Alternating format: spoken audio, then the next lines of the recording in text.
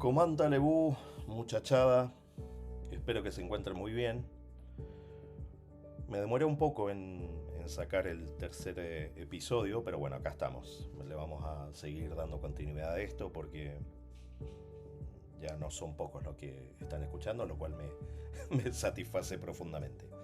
Y hoy día particularmente les quiero hablar, hace rato que lo venía pensando, pero quiero hablarles del coaching. Tengo varias reflexiones al respecto que me parece importante compartirles. Ya sea que estén pensando en convertirse en uno, ya sea que estén pensando en contratar uno, y ya sea que estén pensando qué criterios debieran tener para evaluar el poder llegar a ser uno o contratar uno. Y quiero partir con una reflexión de Tony Stoltzfus que es la que más me hace sentido porque recoge probablemente los conceptos más elementales de lo que es el coaching. Dice, el coaching no se trata de dar respuestas, sino de hacer las preguntas correctas para que otros encuentren las suyas. Ahora, aquí hay un subtexto que Tony no le cuenta al resto. No basta con hacer preguntas correctas, porque tendríamos que detenernos a pensar qué vamos a entender por una pregunta correcta o no.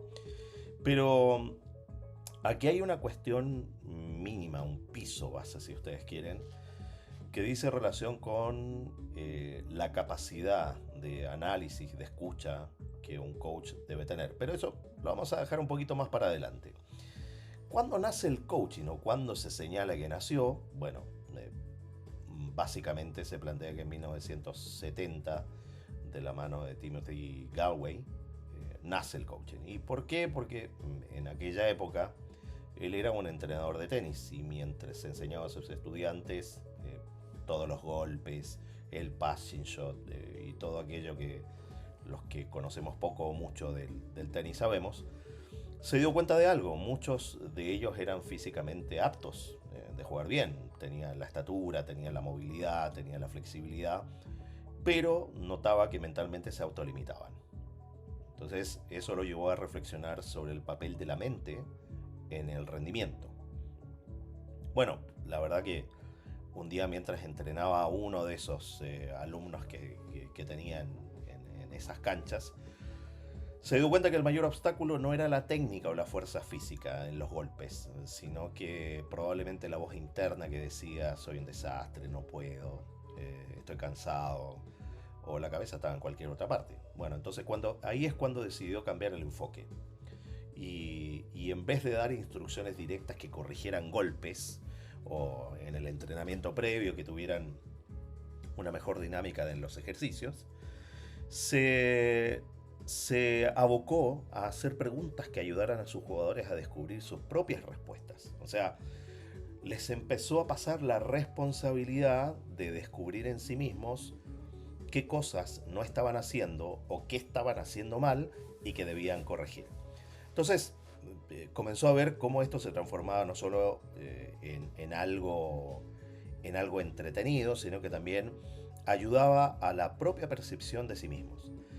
Bueno, Galway después publicó un libro que lo pueden buscar, se los voy a dejar en el link. Esto es a recomendación de una queridísima alumna, Carolina Morales, que me dio cuenta de este tip, de dejar los links de todas las cosas que recomienden. Se llama The Inner Game of Tennis, que publicó en 1974 y que, bueno, evidentemente está enfocado a innovar en entrenar el tenis desde una perspectiva distinta y que dio pie inicial, es como la piedra basal del coaching como lo conocemos o como creemos conocerlo y que abarca fundamentalmente la vida, el liderazgo y el desarrollo personal. Ahora, evidentemente, Galway tuvo que afrontar muchas miradas, muchos detractores, miradas escépticas. Y claro, le preguntó en algún momento a algún colega si creía efectivamente que esto podía llegar a mejorar el juego de sus jugadores. Y él dijo, bueno, siempre y cuando no sean las conversaciones tan malas como las que tienen conmigo cuando estoy jugando, eh, va a ser mejor.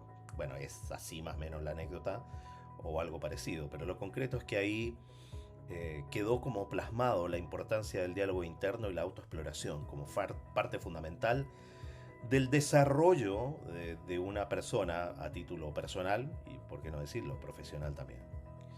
Ahora, eh, tengo que ser respetuoso de ciertos antecedentes que son importantes en todo esto. ¿A qué me refiero? Es importante hablar de las escuelas de coaching hoy existentes y que tienen que ver fundamentalmente con el enfoque que adoptan, y el campo de aplicación y hacia quienes están dirigidos. Hay varias y me permito describir brevemente alguna de ellas para que podamos avanzar en esto. El coach ontológico, que probablemente lo tienen que haber escuchado bastante, y que su enfoque es centrarse en el ser humano como un todo y en cómo el lenguaje, particularmente, esa clásica frase, el lenguaje crea realidad, proviene de ahí, centrarse en el lenguaje, las emociones y el cuerpo y cómo afectan de manera en la interpretación y en el cómo las personas afrontan la vida. Sus fundadores, por supuesto, ahí está Echeverría, Rafael Echeverría, con el libro que es incomible, al menos así me pareció a mí, y Julio Olaya. Es ideal para personas que buscan un desarrollo personal profundo y cambios en la forma en que piensan y se comunican. Debo decir que esta aplicación, este tipo de coach particularmente a mí no me cierra mucho, yo soy un poquitito más descarnado, pero yo les voy a hablar del cómo yo funciono en esto. Después está el coaching sistémico, donde el enfoque es considerar a la persona dentro de un sistema más amplio: familia, trabajo, sociedad, relaciones de pareja, amigos, etcétera, etcétera. Y cómo esta persona interactúa en ese sistema. Entonces, en la práctica, eh, sos parte de un tramado, de un entramado de interrelaciones que en los distintos elementos buscan generar cambios.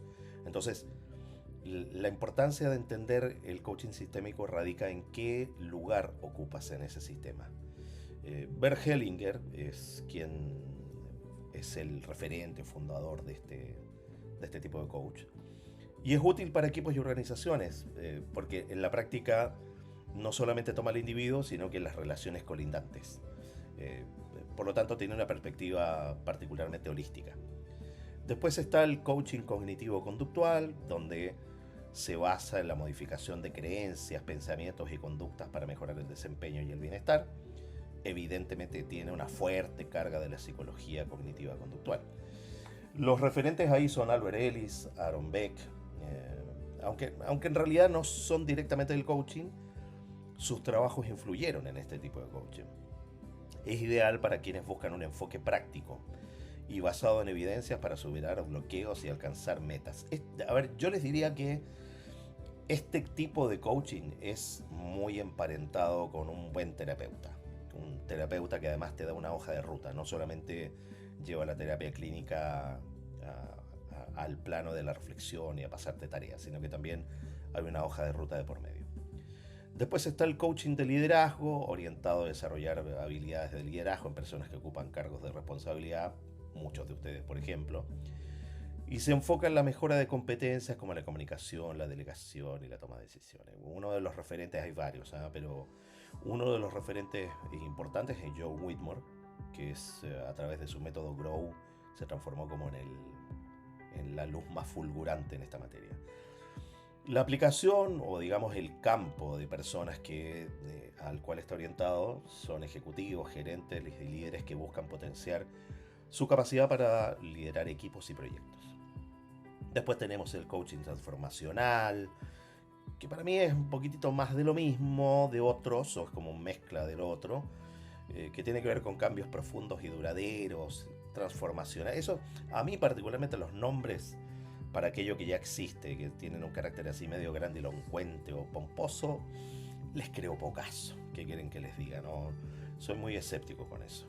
El coaching ejecutivo y organizacional, que tiene la misma óptica y el mismo tenor del coaching de liderazgo,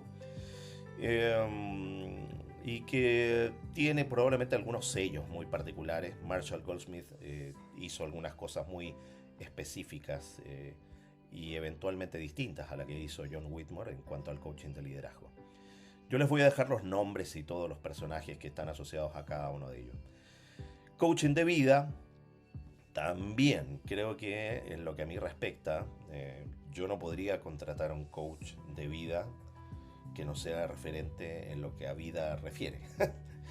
Y puede ser un contrasentido, pero dudo que alguien pueda dar cuenta de eso de manera a un nivel experto. No, experto tampoco es una palabra que me gusta, pero a un nivel tal que uno diga, perfecto, esta es la vida que quiero tener.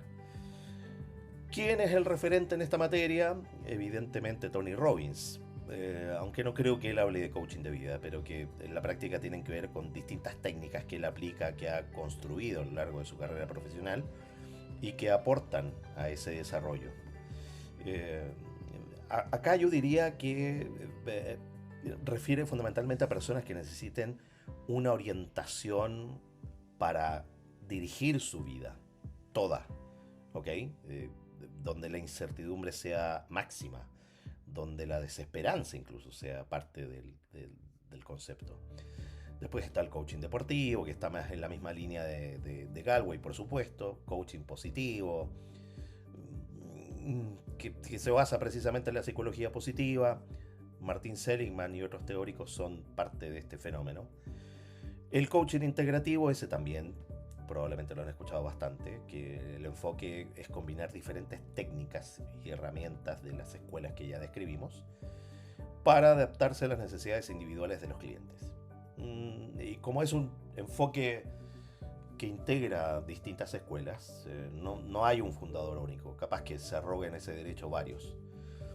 Y la aplicación es fundamentalmente para coaches y personas que de manera personalizada y adaptable puedan ejercer una labor de apoyo y sustento para otros. Ahora, particularmente me quiero referir a una experiencia y cómo enfoco el coaching. Yo no me di cuenta que era coaching hasta hace creo que 2 años. Y fundamentalmente porque el concepto no me gusta la altísima proliferación de personas que probablemente desde una óptica probablemente errada te dicen qué hacer, cómo hacer con tu vida para que finalmente te transformes en alguien digno de ser reconocido socialmente y o profesionalmente. Entonces siempre le hice el quite, pero si me baso en esa reflexión original de las preguntas, claro, probablemente mucha parte del coaching ya estaba inserto en mi quehacer profesional cuando hacía los talleres de oratoria desde hace más de 20 años. Mis labores académicas, el hecho de preguntar durante las clases tiene mucho que ver con eso. Ayudar a que las personas busquen explorar en su cabeza, en su interior, en sus conocimientos, aquello que pueden encontrar una respuesta de manera guiada. Ahora, mi modelo de coaching ejecutivo que ya tengo completamente armado, yo diría que es eminentemente práctico. El enfoque es eminentemente práctico, pragmático, crudo. Y digo crudo porque recuerdo un connotado gerente general de una empresa bastante conocida que me llama en alguna oportunidad para llevar a cabo un proceso de coaching. Fue la primera vez que me tocó abordar algo así. Me dice, ¿sabes qué? Necesito a alguien que pueda apoyar el trabajo de X persona, de un gerente comercial. Yo le dije, pero hasta donde sé, ustedes tienen contrato con Vertical, que es la empresa de Pablo Jordán, y que sigue la línea del coaching ontológico, y por lo tanto ellos pagan un fee anual. Entonces digo que no sé cuál es la idea de contar con mi apoyo en algo que no soy muy crédulo. Entonces me dice, sí, lo que pasa es que yo sé lo que me van a ofrecer para trabajar con este ejecutivo y quiero algo un poquito más disruptivo. Y no tengo problema en decirlo, pero él dijo, necesito a alguien más hijo de puta, así tal cual. No estoy exagerando ni cambiando. No sé si me sentí bien o mal, pero bueno, el asunto es que abordé ahí un programa muy hecho a la medida en aquel momento y fueron mis primeras aproximaciones formales. No sé si fue en un capítulo anterior o en un post en LinkedIn, también dije que otro de los grandes motores o pivot para desarrollarme como coach fue mi gran amigo Luis Saavedra, que promisorio hombre del marketing, un tipo brillante en esa materia como nadie, un tipo muy creativo. Me planteó la necesidad de abordar esto desde una continuidad individual. Él formó parte de un taller y quería llevar a cabo un proceso individual de más largo aliento sin otros compañeros en clase, y ahí es que nace esa experiencia también. Y es lo que ha forjado mi modelo de trabajo. Mi modelo de trabajo es, insisto, muy pragmático y crudo. Así, sin más apellidos pomposos. Y que tiene 3 fases. Diagnóstico: cuento con instrumentos psicométricos que me permiten, por su fiabilidad, hacerte una radiografía, un escáner, una ecotomografía, una resonancia magnética, para saber de qué estás hecha, de qué estás hecho y hacia dónde puedes ir. Una etapa de definiciones donde escudriñamos en aquella parte emocional que será el motor de tus acciones futuras. Y una tercera parte que es el desarrollo. ¿De qué? De competencias concretas, prácticas, para vehiculizar ese motor, aquello que visualizas al futuro, donde quieres estar. Ahora, creo que es importante también agregar algo. Muchos de ustedes, a nivel interno, dentro de sus compañías, se deben haber planteado más de alguna oportunidad el cómo aportar valor como coach dentro de sus propias organizaciones. Y a ese respecto les quiero compartir cuatro claves que me parece que son importantes. No es que las haya creado yo, sino que son las que más me hicieron sentido para poder tener como guía base para ejercer el coaching. La primera: escuchar para comprender. Y cuando hablamos de escuchar, por favor hagamos el distingo. Escuchar es muy distinto a oír. Por lo tanto, ese concepto de escucha activa a mí me parece una soberana estupidez, porque en la práctica el escuchar supone deliberación, supone voluntad, y por lo tanto es activo. Así que no me caso con el concepto de escucha activa. Escuchar es algo voluntario, oír es algo involuntario. El escuchar supone voluntad, deliberación. ¿Deliberación para qué? Para comprender de verdad a alguien que empieza a reconocer en la conversación hechos, emociones y valores.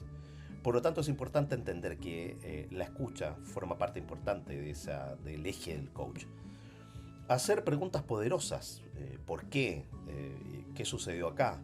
¿Cuál es el valor de esto? ¿Qué más podrías hacer? ¿Con quién más has hablado de esto? ¿A quién afecta esta situación? ¿Cómo quieres que se sienta el resto del equipo al respecto? Son preguntas, por ejemplo, que podrían efectivamente destrabar situaciones complejas, situaciones difíciles o poco claras. Pero no hay que quedarse ahí, porque lo siguiente es desafiar y apoyar. Tiene que ver con el seguimiento también. El desafío puede poner a prueba las ideas, y propiciar un diálogo productivo y sacar a la luz supuestos que no se hayan revisado. Entonces, en la práctica, si se hace bien, el desafío genera confianza y fomenta la honestidad, la transparencia de quien está coachando, en lugar de provocar una actitud defensiva. Debes demostrar que realmente has escuchado a la persona y que comprendes sus sentimientos, su parecer, sus ideas, sus creencias. Y un cuarto punto no menor: establecer próximos pasos y responsabilidades. Importante, eso hay que tomar nota de cuáles son los compromisos, cuáles son los acuerdos. La habilidad para responsabilizar a las personas reside en crear acciones claras, específicas y significativas. Si son reflexiones al voleo, sin mucha sustancia, sin un deadline, sin ninguna fecha límite, sin compromisos, la verdad que se diluye. El objetivo de una conversación es siempre que las personas implicadas se vayan de la reunión, se vayan de la sesión en Zoom, Webex o lo que sea, con un entendimiento común. Si hay ese acuerdo, la posibilidad de que existan pasos próximos y responsabilidades por cumplir, les puedo asegurar que van a ser muy altas. Finalmente quiero darles algunas reflexiones finales. Ustedes ya habrán entendido que por mi relato no soy muy crédulo de títulos pomposos. Y es más, el título de este podcast tiene que ver precisamente con eso. No soy coach, pero soy coach. Reniego del lugar común, reniego de esto de dorar la píldora con cuestiones que no tienen mucho sentido, ¿no? Desde mi criterio, desde mi óptica, desde mi evidencia, desde mi experiencia. ¿Qué cosas creo que deberías considerar al momento de elegir un coach? Su edad, la cronología de vida. Y las dos cosas separadas, ¿eh? O sea, la edad, porque en la práctica no concibo que alguien, por mucho que se haya formado en Newfield, en Pipiripi, en Impact y whatever, si tiene 30 años, la verdad que poco y muy poco podría llegar a aportarme. Yo necesito una persona que tenga suficientes cicatrices en el cuerpo, suficientes horas de ver el mundo, y no me refiero a viajar por el mundo, sino de ver la realidad, la vida tal como es, sin idealismos. Ojalá que tenga suficientes fracasos en el cuerpo, pero también haberse hecho cargo de ellos, creo que es importante. Puede ser medio paradójico, pero si esa persona no tiene fracasos desde los cuales haya hecho una resiliencia para reabordar su vida desde una óptica distinta, la verdad que pierde peso que alguien me pueda guiar. No es menor las habilidades comunicacionales del coach o la coach. Una persona que no sabe comunicar, una persona que no sabe estructurar sus ideas, que no sabe lograr generar sensibilidad, cuestionar, hacer preguntas, la verdad que no tiene mucho que hacer en esto. Ahora, el coaching, como yo lo entiendo, no se basa en las competencias y los recursos propios del coach. También requiere de ciertas herramientas que te permitan, con evidencia fáctica, sustentar las recomendaciones, el camino a seguir por un otro. Y en ese sentido, herramientas psicométricas fiables. En algunos videos, eh, en el podcast número 1 me parece que fue, y en algunos videos en YouTube, yo hablo de dos herramientas que particularmente de todas las que he escudriñado, eh, son las que a mí me hacen más sentido y me han permitido lograr resultados maravillosos en ese sentido. Ahora, existen un montón. Ahora, hagamos un distingo. Una evaluación psicométrica es una cosa, un test psicométrico es otra. Evaluación psicométrica es un estado del arte de algo, no califica. Un test sí califica. Y ahí puede medirse nivel de inteligencia, etc.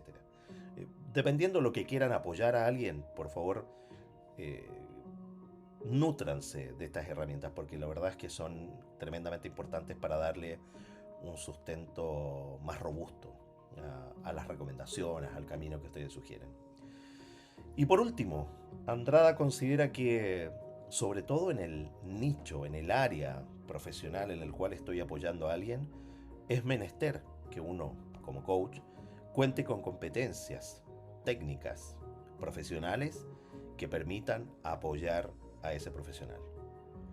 Para mí es muy claro: diagnóstico, definición, desarrollo. El resto es verdura. Espero que les haya gustado este podcast y los veo en el próximo capítulo. Como me recomendó mi queridísima Carolina, voy a consignar todos los links que me parezca pertinentes compartirles. Un abrazo a todos y nos vemos en el próximo capítulo.